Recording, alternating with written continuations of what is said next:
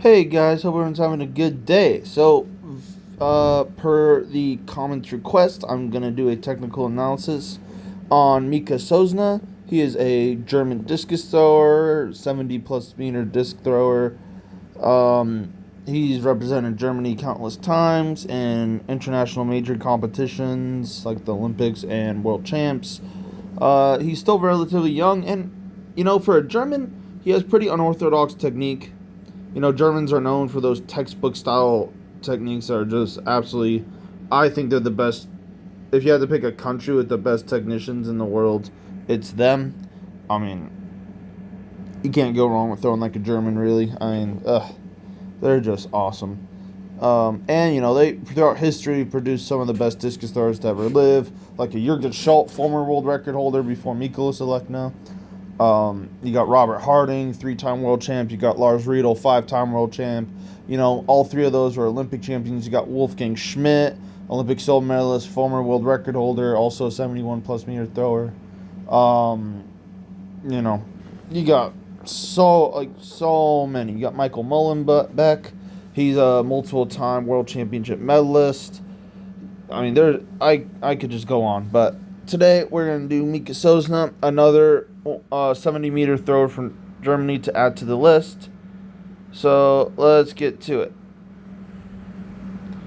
So let's watch this just a couple times, just regular speed.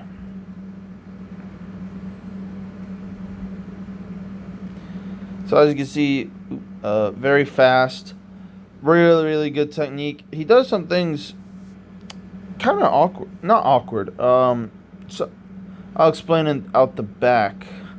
He does it really well here. He usually doesn't clear his hips this well.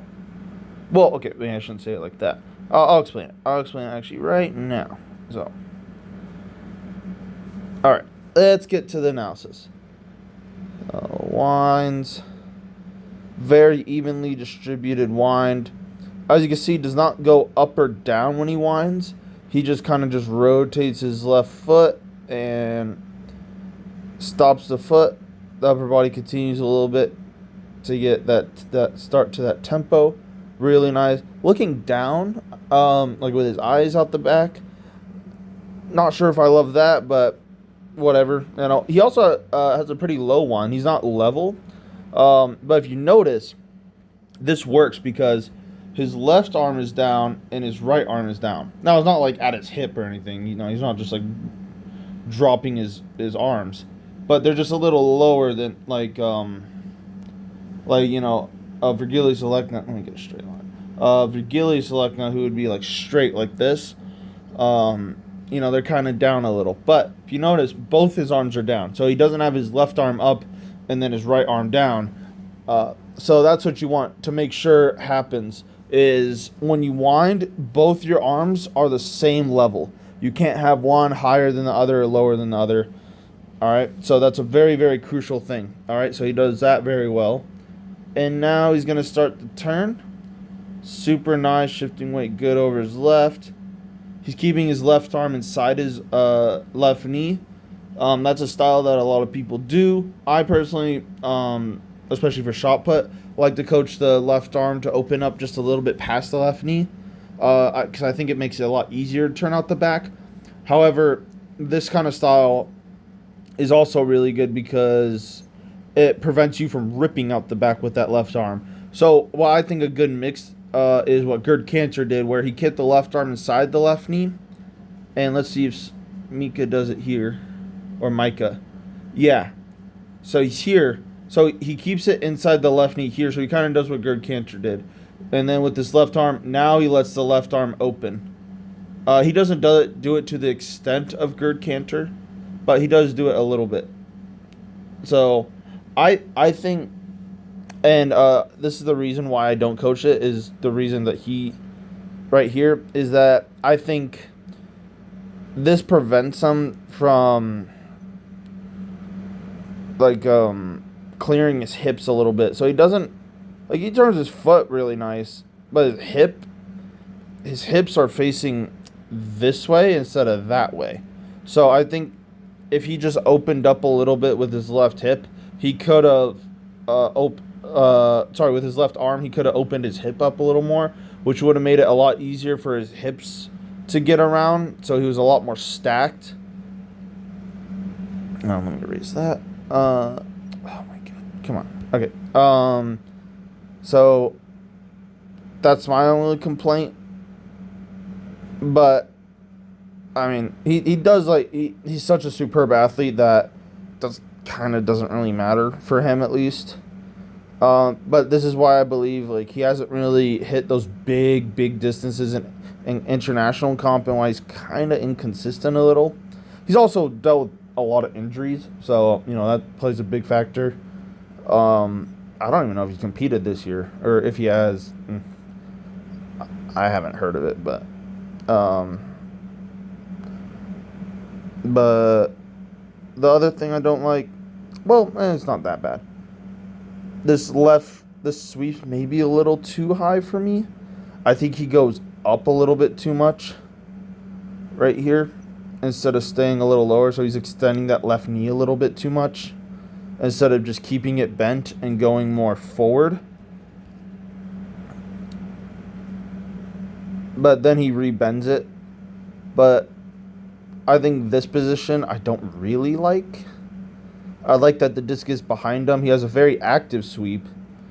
But this frame I don't particularly like. Now again, this is all my opinion. I'm not saying I know more than Miká Sosna. Or, I don't throw as far as Miká Sosna, but this is just all my opinion. But I think he just goes a little bit too up. Now I know he's really, really tall. So he could just be doing that just to stay in the ring.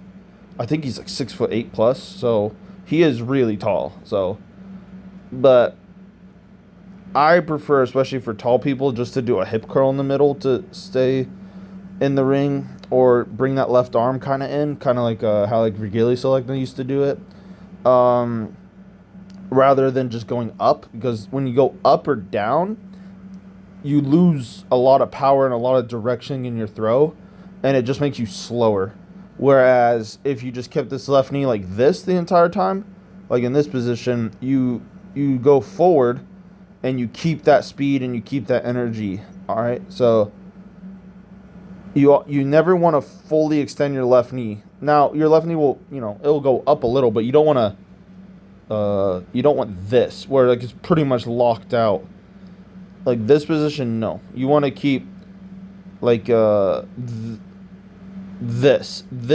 If he was on the ground with his left foot here, and he had this kind of knee angle with his left knee, there's here and here, that's really nice. That would be better. But maybe he'll make that improvement or later on in his career. Who knows? He is really young, so I think he might still be under 23 at this point when he broke when he threw 70 here at Ramona. So here, really nice touchdown here. I love the high point he gets here. Super nice. I love how stacked he is over the right. The chest over the right side. That's very, very nice.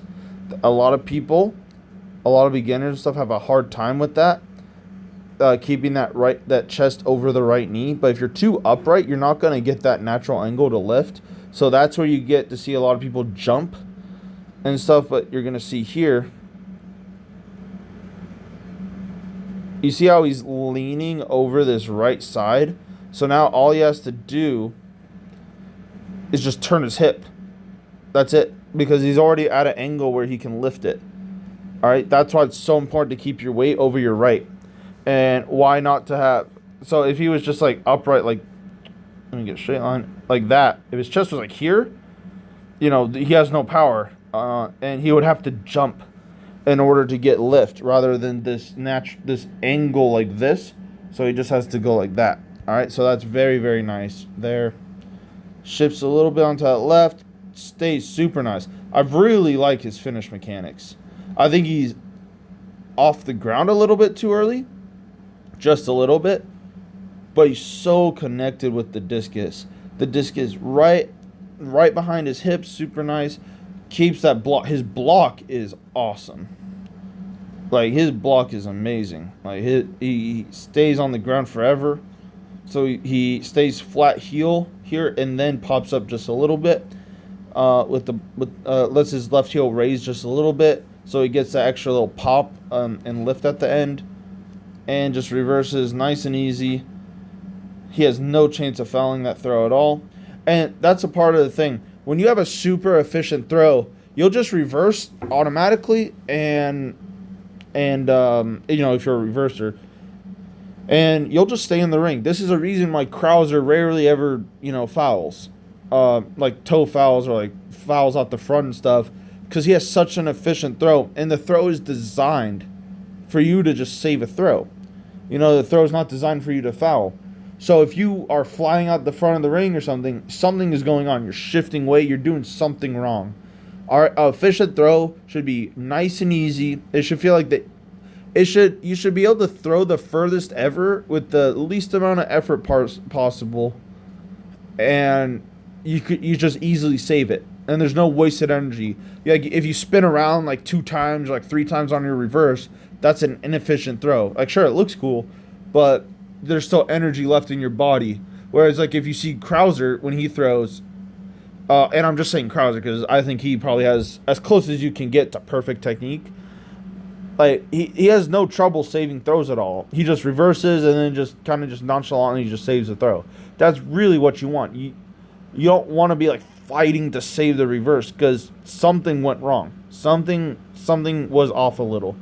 All right, it should just be super easy to just save a throw. That's why, you know, like I hope. Well, a lot of people experience in training where you're doing like non-reverse throws and then you just actually do a reverse, but it goes super far, and it's probably your best reverse ever.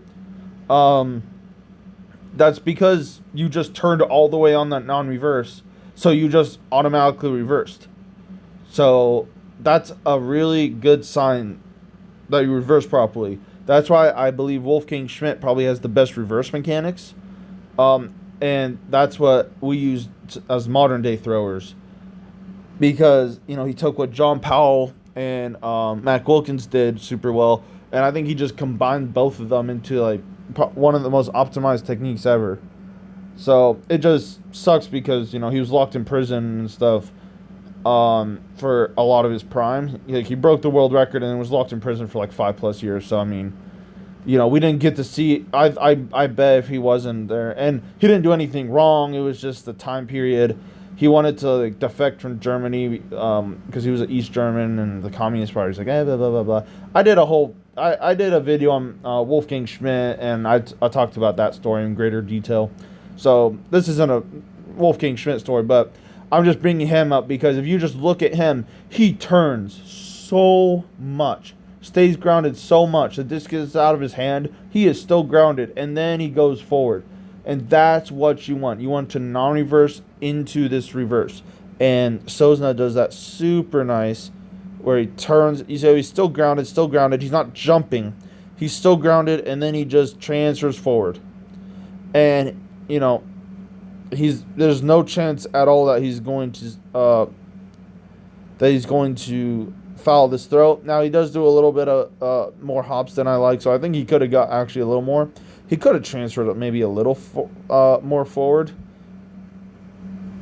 Right here, I think he could have been a little bit more over his block here, but like, I do think he kind of fell away just a little bit, which is insane because this is a 70-meter throw and he fell away from it a little.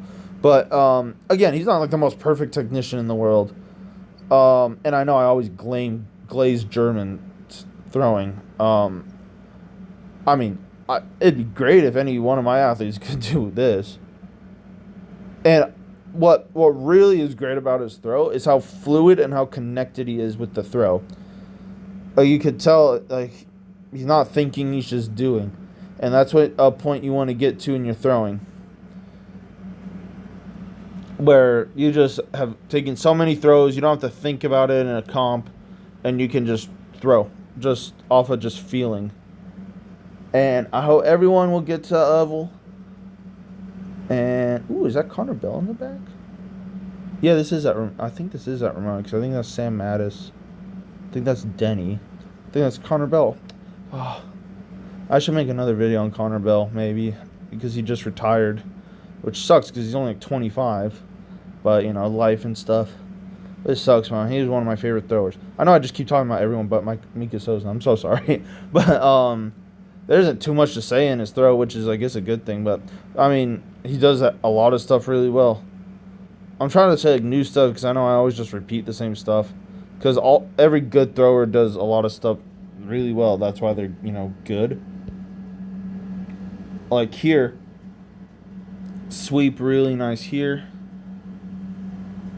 You notice too, the right heel in the middle, it does not go down, it stays level, and that helps him turn. So if you want to look at like a shot player that does that, Krauser, Fabry, Kovacs, they do that extremely well, where that right heel just stops, like stops from like going down more or up more, and it just stays level, and it's just a solid brick, and it just turns. Right there, bent right knee, very good. You notice too his left knee is bent a little too here, so that helps him turn a little more. So you don't want to land with a locked out left knee or a straight left knee. You want to land with it slightly bent. It helps you turn a lot more and a lot easier, and then you get that lift at the last second with that left foot. You see how like he kind of pushes his left knee back a little as his right knee goes forward. That really gives you a little extra pop at the end and really solidifies your block. So that's also a very good thing. But yeah, this isn't the cleanest throw in the world, but also it's a competition. And I always say this in my videos. If you want to look at someone throw technically good, look at them training, not during a comp. Because during a comp, they're not focused on technique. They're focusing on throwing far. So their technique might not be the best. Obviously, it's still going to be great. But it won't be the most technically perfect thing in the world compared to, their training throws. All right. So if you want to look at them like at their technical best, look at them training. Preferably later in the season. Not early in the season. But, yeah.